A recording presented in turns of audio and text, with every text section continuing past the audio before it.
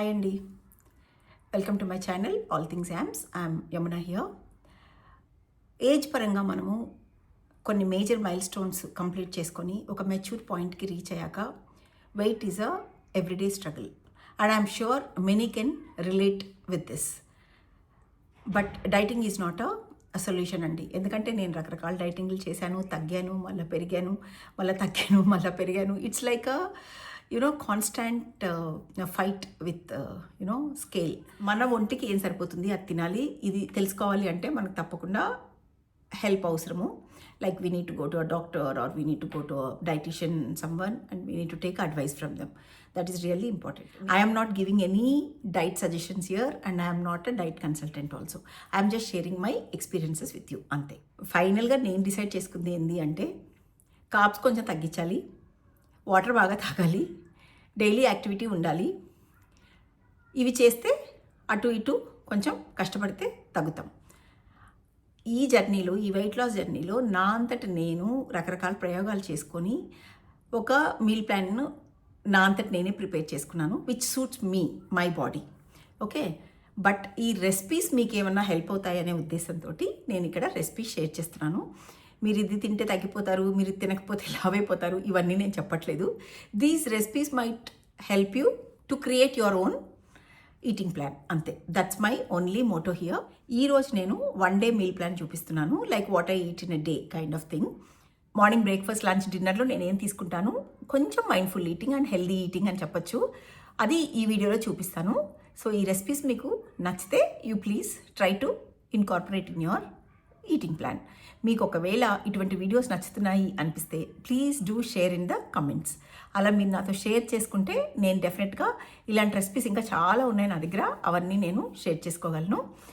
And I hope you will appreciate this effort of mine. And thank you so much, Andy. Please do subscribe to my channel if you are new or if you haven't subscribed till now. Thank you. And let's start with our first breakfast recipe. Then I'll do a lunch recipe. Then I'll do a dinner recipe, all in one day. Thank you. Let's start our video. First meal of the day, breakfast. ఒక గిన్నెలో 40 grams శనగపిండి తీసుకున్నాను. దీంట్లో కొంచెం పసుపు వేస్తే colour బాగుంటుందని, రుచికి సరిపడా కారము అంటే 1 teaspoon అప్రాక్సిమేట్లీ, అండ్ అలాగే సాల్ట్, కొంచెం వాము. ఈ వామ్ని మనం వేళ్ళ మధ్యలో బాగా ఇలా నలిపి వేస్తే డైజెషన్కి ఇది హెల్ప్ చేస్తుంది. అలాగే కొంచెం జింజర్, గ్రేటెడ్ జింజర్ ఒక 1/2 teaspoon, అండ్ సన్నగా చాప్ చేసిన ఉల్లిపాయలు, కొంచెం కరివేపాకు కూడా వేసి కలిపి దాంట్లో కొంచెం నీళ్లు కలిపి ఇలా జారుగా మనము పిండి తయారు చేసుకోవాలి. ఇది జారుగానే ఉండాలి, అప్పుడే మనకి దోశ బాగా వస్తుంది. ప్యాన్ స్టవ్ మీద పెట్టి అది కొంచెం వేడయ్యాక, మరీ హాట్ చేయకండి, కొంచెం మీడియంగా వేడయ్యాక పోసే ముందు ఒకసారి పిండి బాగా కలిపి ఇలా ప్యాన్లో స్ప్రెడ్ చేసుకోవాలి. ఈజీగా స్ప్రెడ్ అయ్యేటట్టు ప్యాన్ ఒకసారి అలా ఇలా తిప్పితే మొత్తం స్ప్రెడ్ అయిపోతుంది. ఆయిల్ అవసరం లేదు, ఆల్రెడీ మనం కింద కొంచెం ఆయిల్ వేస్తున్నాం కాబట్టి. సో ఇది చాలా ఈజీగా లేసేస్తుంది, పెద్ద ఏం అంటుకోదు. సో ఇలా దీన్ని ఒకసారి చెక్ చేసి కాలింది ఒక పక్క అనుకుంటే అవతల పక్కకు తిప్పేసి అవతల పక్క కూడా ఒకసారి కుక్ అయ్యాక సర్వ్ చేసుకోవడమే. ఇప్పుడు ఈ 40 grams పిండితోటి మీరు యూస్ చేసే ప్యాన్ సైజుని బట్టి 2 లేదా 3 దోశలు వస్తాయి. దీన్ని నేను ఇక్కడ కొబ్బరి పచ్చడితోటి సర్వ్ చేశాను. కొబ్బరి, కొత్తిమీర, ఉప్పు, నిమ్మరసం మిక్సీలో వేసి చేసిన పచ్చడిది. దీంట్లో మామూలుగా మనం వేసుకునే తిరగమాత, ఆవాలు, జీలకర్ర, కొంచెం మినపప్పు, ఇంగువ, కరివేపాకు వేసి తిరగమాత పెట్టాను, అంతే. శనగపిండితో వేసిన దోశ అండ్ కొబ్బరి పచ్చడి, ఈ రెండింటి వల్ల చాలా ఫిల్లింగ్గా ఉంటుంది. ఒక చిన్న cup tea or coffee with less sugar. So that finishes our breakfast. Now it's time for lunch recipe. మనం రెగ్యులర్గా వైట్ చెన్నాతోటి చెన్నా గ్రేవీ చేస్తుంటాం కదా, అలా ఒకసారి నేను చెన్నా గ్రేవీ చేస్తున్నప్పుడు ఫ్రిడ్జ్లో కొంచెం కోకోనట్ మిల్క్ అది ఉంటే అది ఎందుకు వేస్ట్ చేయాలని చెప్పి కొంచెం డిఫరెంట్ కాంబినేషన్స్ తోటి ట్రై చేశాను వితౌట్ చోలే మసాలా. బాగా వచ్చిందండి. అప్పటి నుంచి ఇది once in a while try చేస్తూనే ఉంటాను. This is completely my recipe. కొబ్బరి పాలు, కాబూలి చెన్నాతోటి ఈ కర్రీ అండి. నేను మామూలుగా అయితే fresh Kabuli Chenna over night soak చేసి పెట్టుకొని అలాగే ఫ్రెష్ కోకోనట్ మిల్క్ తీసుకొని చేస్తాను. బట్ ఈరోజు ఇవి ఉన్నాయి నా దగ్గర స్టాక్, సో అవి వాడేద్దామనే ఉద్దేశంతో అవే యూస్ చేస్తున్నాను. రిమైనింగ్ వెజిటబుల్స్ కూడా నేను అన్నీ కట్ చేసి రెడీగా పెట్టుకున్నాను. ముందు ఈ కాబూలి చెన్నా క్యాన్స్ 2 ఓపెన్ చేసి ఇందులో ఉండే లిక్విడ్ మొత్తం నేను పారబోసేస్తానండి. నేను యూజ్ చేయను. జనరల్‌గా ఇది కూడా కర్రీలో యూజ్ చేస్తారు. But I don't like the smell of it. So ఈ 2 టిన్స్ ఓపెన్ చేసేసి వాటర్‌లో బాగా రిన్స్ చేసేసి ఆ స్మెల్ అంతా పోయే వరకు then I will keep them aside. Kabuli చెన్నాలో నీరు మొత్తం దిగిపోయేలోగా మనము స్టవ్ వెలిగించి కొంచెం డెప్త్ ఉన్న సాస్ ప్యాన్ స్టవ్ మీద పెట్టి దాంట్లో 1 టేబుల్ స్పూన్ ఆయిల్ వేద్దాము. ఆయిల్ కొంచెం వేడెక్కాక బటర్ యాడ్ చేస్తే బటరు మాడిపోకుండా సరిగ్గా ఉంటుంది.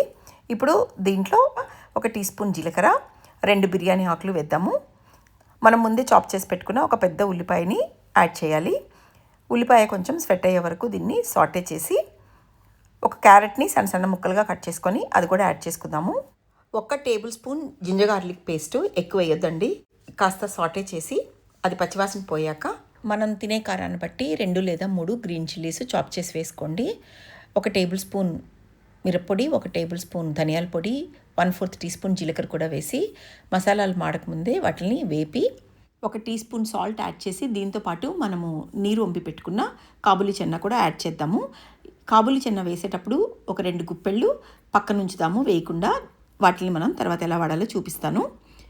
ఇప్పుడు వీటన్నిటిని బాగా మిక్స్ చేసి చెన్న మునిగేంత వరకు అందులో నీళ్లు పోసి ఉడకనివ్వాలి. యాక్చువల్లీ ఇది టిండి చెన్న కాబట్టి డైరెక్ట్గా వేసేసి ఉడికించేస్తున్నాను. ఒకవేళ మీరు పచ్చి కాబూలీ చెన్న ఓవర్ నైట్ నానబెట్టుంటే దాన్ని ముందే ఒక 3 విజిల్స్ ప్రెషర్ కుక్ చేసి అప్పుడు ఆ నీళ్లు వంచేసి యాడ్ చేయండి. సాస్ ప్యాన్ మీద మూత పెట్టి కాబూలీ చెన్నాని ఉడకనిద్దాము. ఈలోగా మనము పక్కన తీసి పెట్టిన 2 గుప్పెళ్ళు కాబూలీ చెన్నాని ఇలా మెత్తగా మ్యాష్ చేసుకోవాలి. మ్యాషర్తో కానీ లేదంటే డైరెక్ట్గా మిక్సీలో కూడా వేసుకోవచ్చు. ఈ కొబ్బరి పాలు కూడా టిన్లో ఉన్నాయి కాబట్టి ఈ టిన్ ఓపెన్ చేసి ఇది కూడా రెడీగా ఉంచుకుంటున్నాను. చెన్న ఆల్రెడీ ఒక 2-3 మినిట్స్ ఉడికిన తర్వాత ఈ మ్యాష్ చేసిన చెన్న పేస్ట్ కూడా ఇందులో యాడ్ చేసేద్దాము. ఇది వేసిన దానివల్ల బేసిక్గా మనకి థిక్నెస్ వస్తుంది గ్రేవీకి. అండ్ ఒకవేళ మీకు ఉడుకుతున్న చెన్న కూడా కొంచెం గట్టిగా ఉంది అనిపిస్తే దాన్ని కూడా ఒకరో లైట్గా మ్యాష్ చేసుకుంటే ఇంకా కన్సిస్టెన్సీ బాగుంటుంది.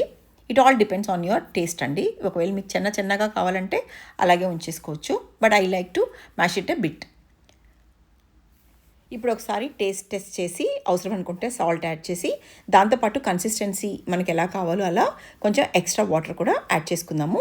ఇప్పుడు దీన్ని ఒకసారి బాగా మిక్స్ చేసి we will continue cooking the chana. నేను దీంట్లో కొంచెం టమాటా కెచప్ కూడా యాడ్ చేస్తాను. It gives a slight sweetness to the gravy. చెప్పాను కదా ఇది tried and tested recipe. So మీరు కావాలంటే యాడ్ చేయండి, లేదంటే ఇష్టం లేకపోతే దాన్ని అవాయిడ్ కూడా చేయవచ్చు యాజ్ యూ లైక్. చెన్న మెత్తగా మనకు నచ్చినట్టు ఉడికిపోయిన తర్వాత దీంట్లో కోకోనట్ మిల్క్ యాడ్ చేద్దాము. ఇది యాక్చువల్లీ అప్రాక్సిమేట్లీ 150 to 160 ml అండి. 1 cup coconut milk, thick coconut milk. నేను సేమ్ అదే మెజర్మెంట్ తోటి కొంచెం వాటర్ యాడ్ చేసి అది కూడా కలుపుతున్నాను. So that means it should not be too thick, కొంచెం వాటరీగా ఉండాలి కోకోనట్ మిల్క్. 300 ml కొంచెం పల్సటి coconut milk or 150 ml thick milk with additional 150 ml water. That's the measurement I used it here. Then కొంచెం స్పినచ్ అండి. ఈ spinach కూడా నేను రెగ్యులర్గా వేస్తాను. దీనివల్ల ఒక డిఫరెంట్ టేస్ట్ వస్తుంది. దీన్ని సన్నగా చాప్ చేసుకొని కానీ లేకపోతే చేత్తో తుంచి కానీ యాడ్ చేసేసి ఇది మరీ ఎక్కువసేపు ఉడకనివ్వకుండా స్పినచ్ కొంచెం విల్ట్ అయ్యే వరకు మూత పెట్టి ఉడకనిచ్చి దాని తర్వాత స్టవ్ ఆఫ్ చేసేసుకోవచ్చు. ఇవాళ రెసిపీలో నేను క్యారెట్ యూస్ చేశాను కదా. సమ్టైమ్స్ నేను కాలీఫ్లవర్ యూస్ చేస్తాను, కొన్నిసార్లు జుక్ని కూడా యూస్ చేస్తాను. మీకు నచ్చే వెజిటబుల్ ఏదైనా మీరు యాడ్ చేసుకోవచ్చు. సో దిస్ ఈజ్ డన్ అండి. కొంచెం స్పినచ్ కూడా కలిసిపోయింది కర్రీలో. సో ఇప్పుడు దీన్ని స్టవ్ ఆఫ్ చేసి మూత పెట్టేయడమే. స్టవ్ ఆఫ్ చేసే ముందు నేను కొంచెం గరం మసాలా పౌడర్ యాడ్ చేశాను.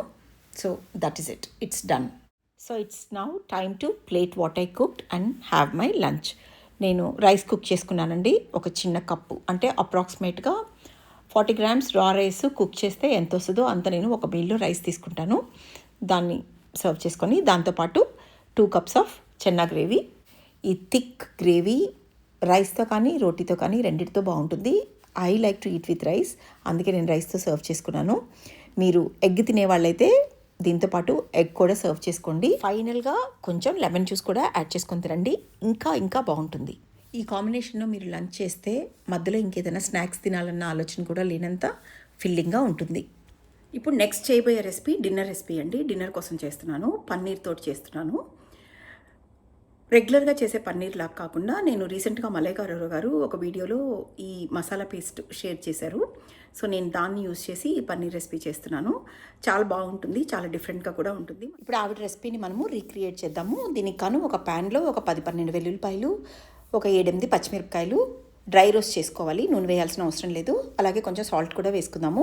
ఈ పచ్చిమిరపకాయలు కారం తక్కువ ఉన్నాయి, మీకు కొంచెం కారం ఎక్కువ కావాలనుకుంటే పెంచుకోవచ్చు. ఇది 100 గ్రామ్స్ పన్నీర్ సరిపడా నేను ఈ పేస్ట్ ప్రిపేర్ చేస్తున్నాను.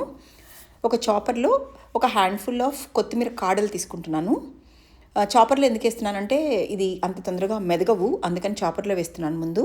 దాంతోపాటు 2 హ్యాండ్ఫుల్స్ ఆఫ్ కొత్తిమీర, లీవ్స్ అండ్ కొంచెం స్టెమ్స్ ఉన్నా కూడా పర్వాలేదు. దీంట్లో స్టెమ్స్ వేస్తే టేస్ట్ బాగుంటుంది.